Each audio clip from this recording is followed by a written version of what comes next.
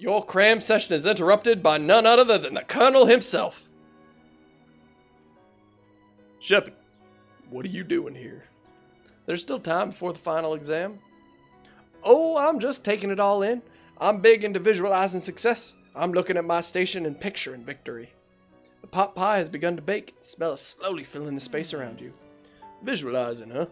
That's too bad. I was hoping you were here cooking something delicious. You'd usually happily share your food with anyone who's hungry, but the last time you let Colonel Sanders get your food, it cost you a cook-off. Get in your head cost you a cook-off. Not in your food. That comes later. You decide that it's time to put your cooking above your romantic desires, but that decision gets hard to stick to when the oven timer goes off behind you. Fess up about your practice dish. Okay, you got me. I'm doing a little bit more than visualizing. I know. My nose can smell a pot pie from 400 yards. That's an oddly specific distance, but you'd expect nothing less from such an oddly specific man. You knew it was pot pie just from the smell? Not just pot pie, but a chicken pot pie with all butter crust. And my nose is telling me something else. Oh no, is it burning? Ha! No, I can smell that it was made with a heaping helping of tender love and care. But it'll probably stop burning any second if you don't pull it out. The moment of truth. Wow. It's the best pot pie I've ever did tasted. I've always loved country cooking, and I could eat this all day long. There's no time left. The final showdown's about to begin. Sprinkles lay down the ground rules. There are no ground rules. That is, except to cook with everything that you've got. You step up for the cook-off of a lifetime. You decide that mac and cheese plus the pot pie you've been practicing are just the dishes that'll push you over the edge to victory. Meanwhile, both Von Von and Ashley are prepping wildly elaborate dishes per their usual over-the-top selves. Miriam has her giant magnifying glass and several sets of tweezers. She's definitely prepared to go big, going small. Colonel Sanders seems to be honest in his 11 herbs and spices, but he's trying to find a way to improve on something perfect. His original recipe writes reserved fried chicken. The intensity in the room starts at a full 10 out of 10 with a frenzy of action. Everyone is calling out really cool special cooking moves as they're prepared for their food. Wow, this is getting serious. Colonel Sanders batters his chicken as it levitates through the air. Egg wash! Miriam furiously injects ingredients into itty-bitty pot broth. Best friend, Baster Blaster! Von Von flexes his pectorals as he chops open a sea urchin. Let's rock and roll! Royd? Rock and roid! Ashley scoops her pastries off the tray in lightning speed. Shallow personality spatula! Even Clank gets in on it. Meow dial print moit cooked chicken tongue. Wait, when did Clank learn to speak English? It's the singularity, as was foretold. We mustn't let that happen, or the appliance uprising will take us all. Selfness rock! Von Von quickly unplugs Clank and rolls him out the back door of the arena. As you frantically prepare your dish, you notice Ashley has her spell book out. Is she going to use some dark magic to turn the tide? You've got a book of your own, but you're desperate not to see her win another battle. Should you take this opportunity to fight magic with magic, even if it's almost certainly evil magic? No. No, because you should do it the hard way. And that sucks, and it's difficult, and doesn't always work out. But when it does, and you've done it right, and you've done it the hard way, it is always going to be better. So we do it the hard way. Who needs magic when you've got passion? I'm gonna do it the hard way. Colonel Sanders sees that you've chosen to win on your own terms, and he gives you a subtle wink from across the room. Just like that, you're distracted beyond belief and you lose the competition because look at that majestic goatee. I believe in you, Shepard. Miriam notices too. And I've always believed in you, Shepard, since we were little kids because I'm your best friend forever. You turn to notice Miriam is at your station cheering for you. Miriam, what about your dish? If you're here cheering, who's cooking? Tiny food, short cook time. I'm actually already done, so I thought I'd help you. Oh, that's sweet, but Miriam tosses a handful of spices directly into your boiling noodles. It's the secret ingredient. Oh no, the frog newt. However, she doesn't know that you lied and the ingredient was made up. And where in the world did she get Eye of Newt from? The boiling pot explodes, sending Miriam flying backwards. The watery noodles begin to swirl in the air, bubbling up into a dark cloud that thickens and congeals before your very eyes. This is I, Steve, the Spork Monster. Steve, wait, what happened to Porco? Not here to battle me, are you? We Spork Monsters are many. I think Porco had the day off. But you have to just Steve, and I hate the battle, so I'd say you're doing pretty alright. Oh wait, you're in the middle of cooking competition. I love your stuff. It's better than TV. You crazy kids and your culinary skills really impressed me. Want to fire out? I'm sorry, Steve, but I'm kind of in the middle of something. Do you mind? Steve the Spork Monster notices that you've got Grimoire stashed beneath your cooking station. I see what you're up to. Crisscross some magical items and actually summon me here. Ha! Yeah, you guessed it, sort of. If you're here, would you mind tossing some fresh noodles in the pot of salted water? I'd love to. I've always wanted to be top chef, actually. I know when I was a little spork pup, actually, back in the old country. You can feel Spork Monster winding up to tell a very long and involved story. You don't know exactly where they came from, but it seems they was probably lonely there. Actually, you know what? Maybe you should watch from the stands. I really need to focus on this competition. Well, I understand.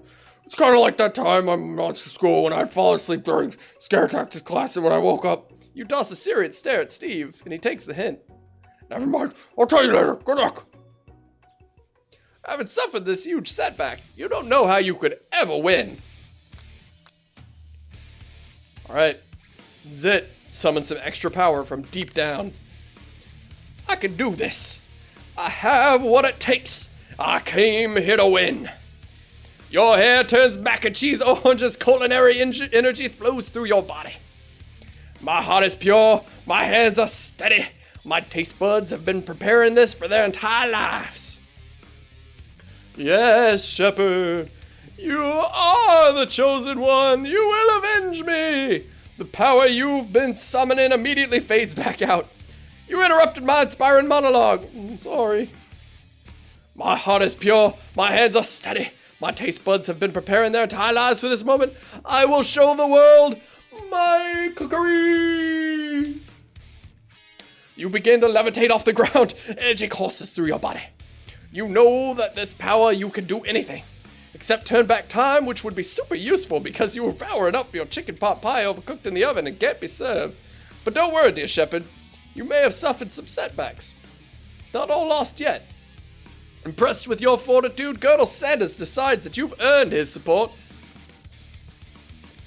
I've been watching you today, and I must say, I'm truly impressed. I've been thinking on your feet, rolling with the punches. He steps up to your station and stands right beside you. I'm here to help. All you've managed to make is mac and cheese, and time is almost up, so you're gonna need it. But Colonel Sanders, what about the test? What will happen to you? What about the rules? Following the rules has never been my thing. I follow my heart. What a guy. Colonel Sanders unfolds a delicate white towel to reveal the most delicious fried chicken tenders you've ever laid your eyes upon. And besides, sometimes unexpected combinations can have surprising effects that surpass their individual efforts. Are you suggesting if we combine forces, we can form the perfect food union? Time is up, students! With time expired, it's the moment everyone's been waiting for. Deep fried gun. Sounds good. You must now prepare to present your dishes. A handful of students stand tall, but the class seems incomplete. It seems we are missing some students. Pop, Clank. From off screen, you hear a pure innocent giggle that can only come from one student. Heh, I'm flying. It sounds like it's coming from the broom closet over there. Miriam, would you mind? Inside of the closet, you see Pop hanging on a broom hook by the elastic of his underpants. Pop, get down from that height now! Let me guess. Did Von have something to do with this? When someone speaks of Wedgie, am I to refuse? I thought Wedgie was a salad. It looks like Pop is eliminated from the challenge, seeing as how he did not cook anything. How can I feel my legs? I must be... I can't feel my legs. May I be excused? Sure. You kids and your pranks. I must say it's not the worst prank in UCSL history, but it's not exactly yearbook material. I thought Clank deep fried Pop. I kind of think you still might. Wait a second. Pranks, clanks. Where did that pressure cooker roll off to? You wait to hear a signature word, beep, or other onomatopoeia, but there's none. Somehow he must have gotten unplugged. I guess we'll have to figure that out later. That leaves only 4 remaining students. Please collect your final products. Yes, it has been a long semester. Wow, 3 whole days long. But after days of hard work, the time has come for me to eat. Miriam, please step forward. Now describe your dish. I've made tender udon noodles and savory soup. My word! It's so delicate. It's that the teeny tiny naotamaki I spy afloat in this itsy bitsy bowl. Yes, chef. Please call me Sprinkles. Chef is my father's name. Yes, Sprinkles, and some green tea made from baby tea leaves that I picked myself. Sprinkles carefully sniffs around the dish before opening his mouth and letting just the tip of his pink dog tongue dip into the bowl. I'd love to have 3 days of class a year. Yeah, that's fair. Sublime! Would anyone else like a taste? Oh, come on, I'm not one of those dogs who doesn't floss. I even have a really cute electric toothbrush for dogs. Fine, I will enjoy it all by myself. I'm gonna become a cook. And in a flash, the entire meal has been devoured. Not that it took too much, it was less than a thimble's worth of soup.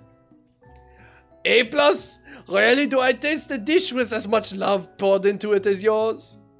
Miriam, you should be overjoyed.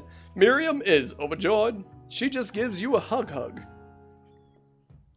Thank you, Shepard, for helping me believe in myself. Von, you are up. Now describe your dish. I made only over smooth egg custard and axial urchin shell topped with caviar.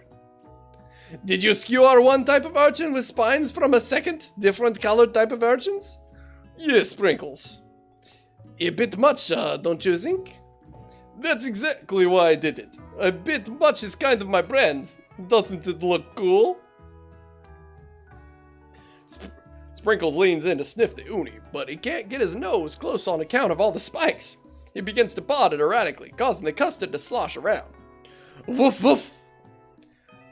Please be gentle on my cuisine. Oh, sorry, Russian. Please be gentle on my cuisine. Urgh. Finally, Sprinkles goes all in, tongue first, but he can't get past all the needles. He reels back as his tongue is poked and prodded. Looks like a hedgehog. Youch, my tongue!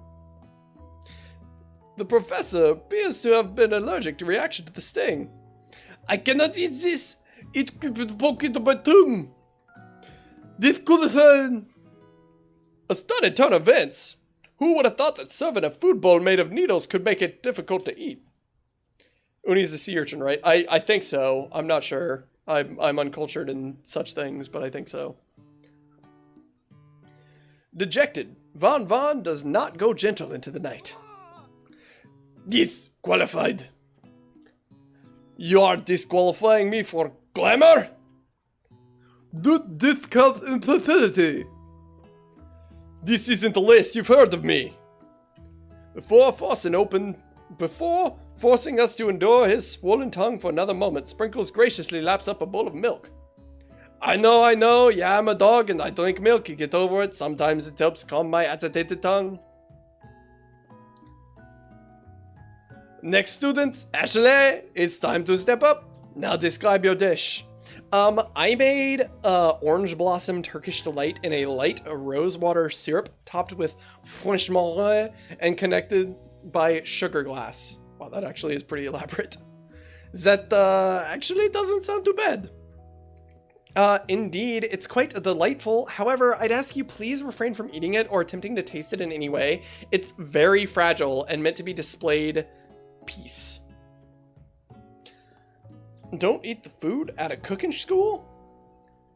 Got toast in your ears or something, Shepard? I told you, it's a display piece. Ashley, I must say, it is beautiful, however, this cooking competition at a cooking school. Yeah, which is why I cooked it. I did an extremely good job cooking it too. I didn't realize that we were having an eating exam. If I wanted to be judged on eating, I'd go to a college of eating school for the hungry. I suppose you could smell it if you absolutely insist, but don't breathe too hard. You might disrupt the sugar spiral. If the food cannot be eaten, it cannot be judged. You are disqualified! Rage overtakes Ashley, and she finally cannot keep her two-faced routine up. You wouldn't know high-end cuisine if it cooked you! And with that, Ashley storms off to rededicate herself to being the best, but this time without being shackled by trying to be fake nice and like everyone. It's like the McDonald's burger ads. True. This isn't the last you've heard of me either. If this class gets much smaller, I'll be teaching myself. You and Colonel Sandals, the final cooks up to kitchen. 2 chefs? What began as a bowl of delicious macaroni and cheese has become something else. He examines it closely, sniffing and eyeing the bowl. Uh-oh. I don't have a good feeling about this. From somewhere in the room, a literal drum roll plays. Just when I thought I had seen everything in this kitchen, you give me this thing? And completely blown me away? In my 49 dog years of life, I have never tasted anything so delicious, so perfectly balanced, so fragrant. It's so delicious, in fact, that everyone passes the class. You pass, and you pass, and you pass, and you pass, and if you look under your chair, you will be passing too. Oh! Everyone gathers round and partakes of the mac and cheese bowl. They all seem to transcend this reality and into another dimension. You win. Together, you and Colonel Sanders have made a new menu item. The new menu item is so impressive, even the Von and Ashley are drawn back into its magnificent fragrance. When they gaze upon your mac and cheese bowl, they admit that you are, indeed, an excellent chef. Sprinkles declares that you've passed. Everyone has passed. There's supposed to be more battles, but come on, how could they be better than this one? Now that the school year is complete and everyone has graduated, the students return for one last assignment. To get their groove on! The cafeteria has been completely redecorated in order to serve as the site of the school's graduation dance. Compared to the massive high-tech cooking arena, the humble decor seems downright cute and cozy. DJ Dog is in the house! Ow, ow, ow! You knew that Sprinkles was a master chef, but also a world-renowned turntablist? Oh, I did not tell you, but it was me the whole time! Who says you cannot teach no dogs the new tricks? Von and Ashley tell everyone that they've committed themselves to righting the wrongs they did while they were the villains. For a moment, you actually believe them. Not another haunting. No ghosts allowed at graduation. It's clearly written in this school's bylaws. I was never a ghost. It was all a trick to get you to finally notice me. Oh, amusing. And now that everyone is together, the sport monster is totally mellowed out. Everyone's a sport monster no more. From here out, I prefer that everyone refer to me by my new name. Cthulhu, Dark Lord of Darkness. It was me the whole time, Shepard. I bet you didn't expect this. Nah, I'm back, and I'll always be back, and I'm always here. Cthulhu out.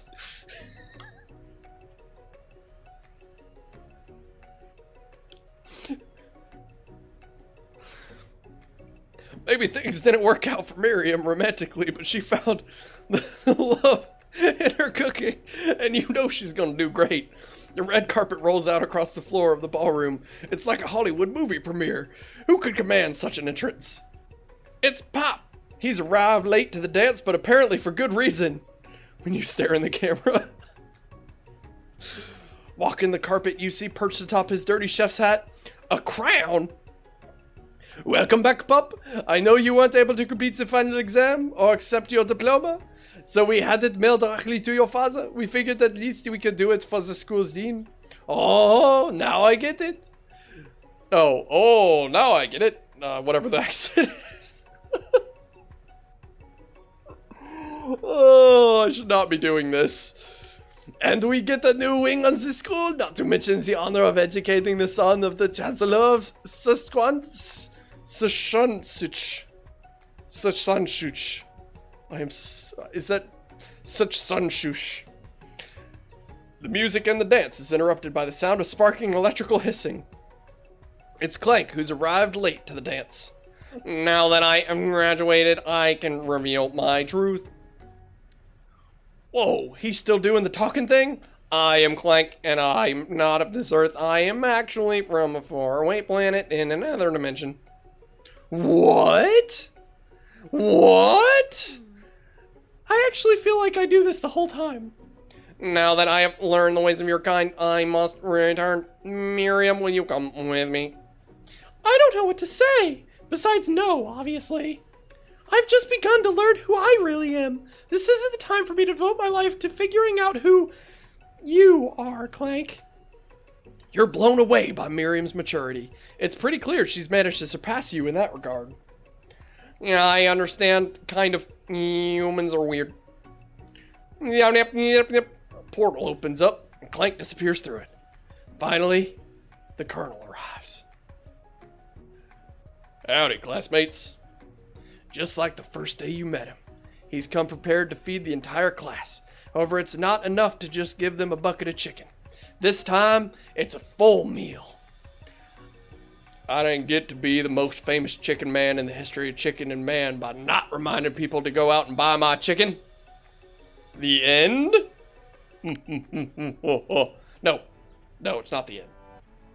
As everyone feasts on their delicious chicken dinner, Colonel Sandal finds you sitting at the edge of the dance floor. Shepard, what are you doing sitting out here all alone? Oh, just waiting for the right person to talk to ask me to dance. I wonder, might you tell me, what are the qualities that you would expect to find in such a lucky person? Off the top of my head, I don't know, a spicy, musky, tidy goatee, degree from the University of Cooking School Academy for Learning, just to name a few. Is it truly my lucky day? You dance with me? Yes. Yes, Colonel Sanders, I will. As we glide across the dance floor, hand in hand, the future stretches out in front of us. And once my 100th franchise is up and running, I'll be ready to take a day off. And I'll be so glad to spend it together with you, Shepard. How sweet. We'll work together, we'll play together, we'll eat fried chicken together. But he stops dead in his tracks. Work together? Well, I think this is something I'll need to do by myself. But who will help you run the restaurants? I don't believe I need help. Besides, based on your time at school here, do you really think restaurant is the best path forward? Could it be you found a love connection but failed to earn Colonel Sanders' respect as a chef? Can you live with only half of? Will you be able to endure sharing him with his other love, the life of an entrepreneur? I suppose I could enroll in pastry school. Oh, my dear Shepard, I'm sure you'll find your place eventually. And along the way, you'll have me by your side. The end. Or is it, Shepard? Oh, I'm gonna find you. Cthulhu knows.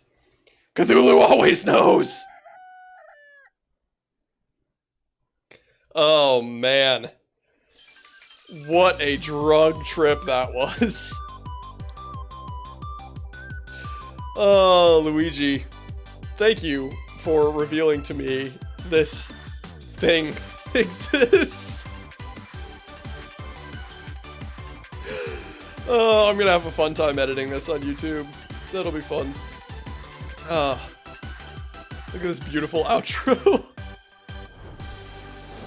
Nice. Very, very nice. Thank you, everyone, so much for watching. I really do appreciate it, and I appreciate you. And I'll catch you next time.